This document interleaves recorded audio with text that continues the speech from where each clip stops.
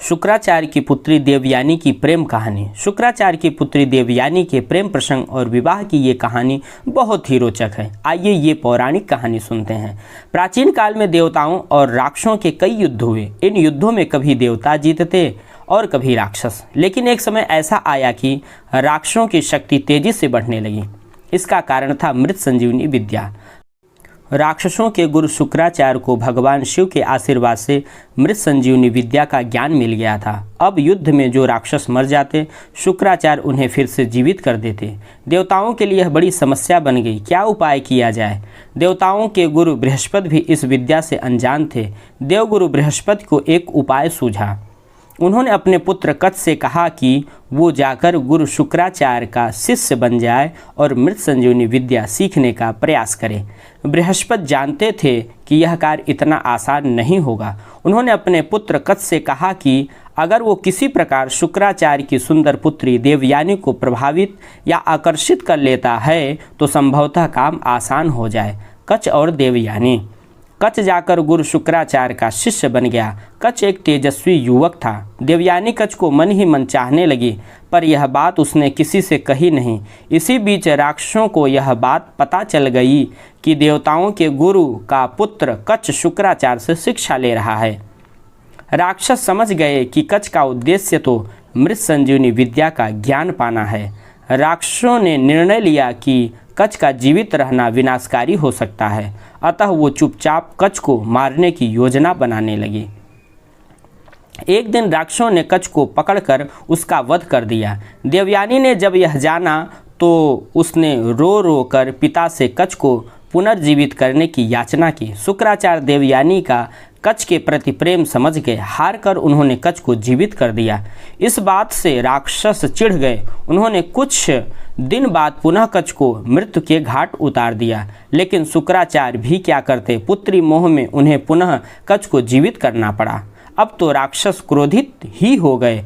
उन्होंने सोचा जो भी हो जाए कच्छ को रास्ते से हटाना ही होगा। उन्होंने तीसरी बार कच्छ को मार डाला। इस बार राक्षसों ने चालाकी की। राक्षसों ने कच्छ को मारकर उसके शरीर को जला दिया और राख को एक पेय में मिलाकर अपने गुरु शुक्राचार्य को ही पिला दिया। राक्षसों ने सोचा चलो अब तो छुट्टी हो गई कच्छ की। लेकिन देवयानी ने जब कच्छ को कहीं नहीं पाया तो वो समझ गई कि क्या हुआ होगा। देवयानी ने पुनः अपने पिता शुक्राचार्य से विनती की कि वो कच्छ का पता करें। शुक्राचार्य महान ऋषि थे। उन्होंने अपने तपोबल की शक्ति से कच्छ का आवाहन किया तो उन्हें खुद के पेट से कच्छ की आवाज़ आई। शुक्राचार्य दुविधा में पड़ गए। अगर वो कच्छ को जीवित करते हैं तो वो स्वयं मर जाएंगे। अतः उन्होंने कच्छ की आत्मा को मृत संजीवनी का ज्ञान दे दिया। कच्छ अपने गुरु शुक्राचार्य का पेट फाड़कर बाहर आ गया और शुक्राचार्य मर गए। कच्छ ने मृत संजीवनी विद्या का प्रयोग किया और गुरु शुक्राचार्य को जीवित कर दिया। देवयानी और कच्छ ने शुक्राचार्य को जीवित करके शिष्य के धर्म को निभाया। अतः शुक्राचार्य ने कच्छ को आशीर्वाद दिया। देवयानी कच्छ को देखकर अत्यंत प्रसन्न हुई और उसने कच्छ से विवाह करने की इच्छा जताई।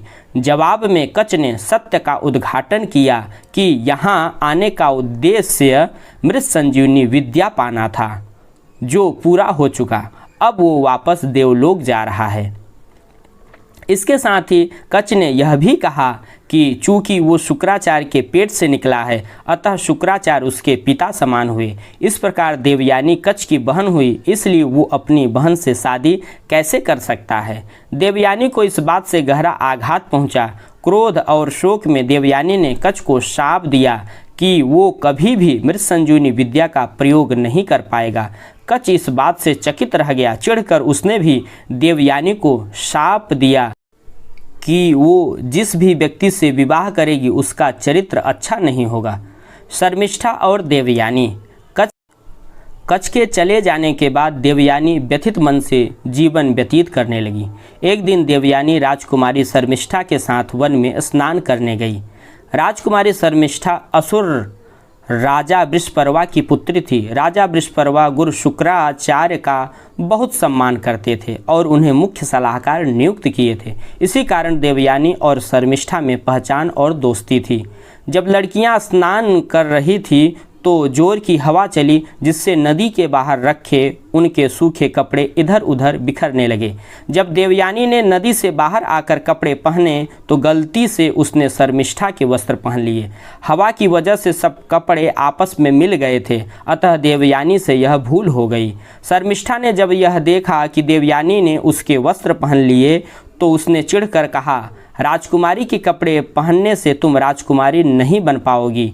तुम्हारे पिता मेरे पिता के सेवक ही हैं, तो तुम भी सेविका ही हो। देवयानी एक अति सुंदर युवती थी। राजकुमारी के वस्त्र पहनने से उसकी सुंदरता और भी बढ़ गई थी। शर्मिष्ठा भी रूपवती थी, पर उसे देवयानी से स्त्री स्वभाववश जलन हुई। स्नान करके लौटते समय गुस्से और जलन से भरी शर्मिष्ठा ने देवयानी को एक सूखे कुएं में धकेल दिया और अपनी दासियों के साथ वापस नगर आ गई। कुआं बहुत गहरा नहीं था, अतः देवयानी बच तो गई, लेकिन वो उस कुएं से बाहर नहीं निकल पाई। गिरने से लगी चोट से कराहती देवयानी बचाव की गुहार लगाने लगी। संयोगवश उसी जंगल में युवा राजा ययाति शिकार खेल रहे थे। राजा ययाति महान प्रतापी राजा नहुस के पुत्र थे। जब ययाति कुएं के पास से गुजरे तो उन्हें देवयानी की करुण पुकार सुनी। राजा ययाति ने देवयानी का हाथ पकड़कर कुएं से बाहर निकालकर उसकी प्राण रक्षा की। देवयानी और ययाति। राजा ययाति एक सुदर्शन पुरुष थे। उनके सुंदर व्यक्तित्व से देवयानी प्रभावित होकर बोली, आपने मेरा हाथ पकड़ा ही है तो अब छोड़िए नहीं, आप मुझे पत्नी रूप में स्वीकार कीजिए। ययाति भी देवयानी के रूप यौवन पर मुग्ध थे। जब उन्हें पता चला कि देवयानी गुरु शुक्राचार्य की पुत्री है तो वो असमंजस में पड़ गए। ययाति ने देवयानी से कहा कि यद्यपि वो देवयानी से विवाह करना चाहते हैं, पर गुरु शुक्राचार्य को यह संबंध स्वीकार नहीं होगा, अतः मैं यह विवाह करने में असमर्थ हूँ। यह कहकर दुखी मन से राजा ययाति ने देवयानी से विदा ली। जीवन में पुनः दूसरी बार देवयानी का तिरस्कार हुआ। अपमान, दुख, शोक के सागर में डूबी देवयानी वहीं कुएं के पास बैठकर रोने लगी। उधर जब शाम ढले देवयानी जंगल से वापस नहीं आई तो शुक्राचार्य को चिंता हुई। शुक्राचार्य देवयानी को खोजने निकल पड़े। वन में जब उन्हें देवयानी मिली तो उसकी हालत देखकर उन्हें बहुत दुख हुआ। देवयानी के कपड़े गंदे, शरीर में चोट लगी और सुंदर मुख अश्रुओं में डूबा हुआ था। अपनी प्रिय पुत्री की यह दशा देखकर शुक्राचार्य बहुत दुखी हुए। उन्होंने देवयानी से पूछा कि उसकी इस दयनीय स्थिति के लिए कौन उत्तरदायी है। देवयानी ने राजकुमारी शर्मिष्ठा की बात बताई और कहा कि राजकुमारी ने मुझे एक सेवक की पुत्री कहा और मेरा अपमान किया। मैं यहाँ से तब तक नहीं हिलूंगी जब तक राजकुमारी शर्मिष्ठा मेरी दासी नहीं बन जाती। यह एक अवांछित इच्छा थी, पर गुरु शुक्राचार्य इस स्थिति में अपनी प्रिय पुत्री को न कैसे कहते। शुक्राचार्य ने राजा वृषपर्वा को संदेश भेजा कि वो उनके राज्य में वापस ही नहीं लौटेंगे अगर देवयानी के इच्छानुसार राजकुमारी शर्मिष्ठा देवयानी की सेविका नहीं बनी तो। राजा वृषपर्वा यह बात जानते थे कि गुरु शुक्राचार्य के बिना असुरों का पतन निश्चित था। राजकुमारी शर्मिष्ठा भी यह बात जानती थी, अतः अपने वंश और राक्षस जाति के लिए उसने आखिरकार देवयानी की सेविका बनना स्वीकार कर लिया। देवयानी, शर्मिष्ठा और राजा ययाति। दिन बीतने लगे। एक दिन देवयानी उसी वन में घूम रही थी कि पुनः उसकी मुलाकात राजा ययाति से हो गई। देवयानी और ययाति दोनों एक दूसरे को देखकर अत्यंत प्रसन्न हुए। इस बार देवयानी ययाति को अपने साथ लेकर पिता शुक्राचार्य के पास पहुंची और ययाति से विवाह करने की इच्छा व्यक्त की। गुरु शुक्राचार्य ने देवयानी की इच्छा स्वीकार की, पर उन्होंने ययाति के सामने शर्त रखी कि जीवन में कभी भी ययाति की वजह से देवयानी के आंख में एक भी अश्रु बहना नहीं चाहिए। ययाति ने यह शर्त सहर्ष मान ली, अतः देवयानी और ययाति का विवाह हो गया। देवयानी से विवाह के बाद राजा ययाति वापस अपने राज्य प्रतिष्ठानपुर, आधुनिक समय में इलाहाबाद शहर, वापस लौट गए और आनंदपूर्वक जीवन व्यतीत करने लगे। देवयानी के साथ सेविका राजकुमारी शर्मिष्ठा भी आई थी। दासी होने के बावजूद चूंकि शर्मिष्ठा एक राजकुमारी थी, अतः उसे भी रहने के लिए एक अच्छा महल दे दिया गया था। एक दिन शर्मिष्ठा अपने उद्यान में घूम रही थी कि उसका सामना उधर से गुजरते राजा ययाति से हो गया। कच्छ के सांप का असर कहें या शर्मिष्ठा की सुंदरता या विधि का खेल, राजा ययाति शर्मिष्ठा की सुंदरता पर मोहित हो गए। शर्मिष्ठा भी ययाति की ओर आकर्षित थी। शर्मिष्ठा ने ययाति से विनती की कि वो उसकी भावनाओं का सम्मान करते हुए उससे विवाह कर लें। इच्छा तो ययाति की भी थी, पर वो यह जानते थे कि देवयानी को पता चला तो बहुत क्रोधित होगी। देवयानी को कष्ट हुआ तो गुरु शुक्राचार्य का रोष ययाति पर टूटेगा। शर्मिष्ठा ययाति से कहती है, राजधर्म के अनुसार यह बात जरा भी अनुचित नहीं कि एक राजा एक राजकुमारी से विवाह कर ले। अगर दोनों के मन में एक ही भाव हो तो हम दोनों के मन में एक ही भावना है, इसलिए हमें निसंकोच विवाह कर लेना चाहिए। आखिरकार ययाति शर्मिष्ठा की बातों से निरुत्तर हो गए और दोनों ने गुपचुप गंधर्व विवाह कर लिया। कुछ दिन बाद देवयानी गर्भवती हुई और उसके 2 पुत्र हुए, यदु और तुर्वस्तु। उधर शर्मिष्ठा ने भी 3 पुत्रों को जन्म दिया, पूर्व, अनु और द्रुह्यु।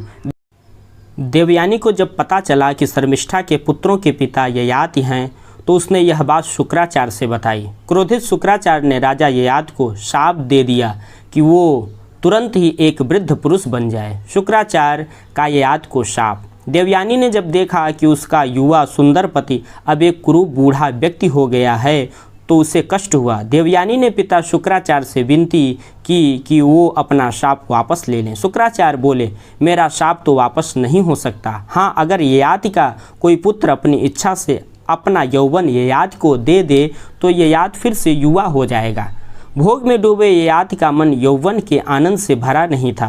वो बड़े आत्मविश्वास से अपने बड़े पुत्र यदु के पास गया और यौवन देने की बात कही। यदु ने ययाति को मना कर दिया। इसी प्रकार तुर्वस्तु, अनु, द्रुह्यु ने भी ययाति के आग्रह को ठुकरा दिया।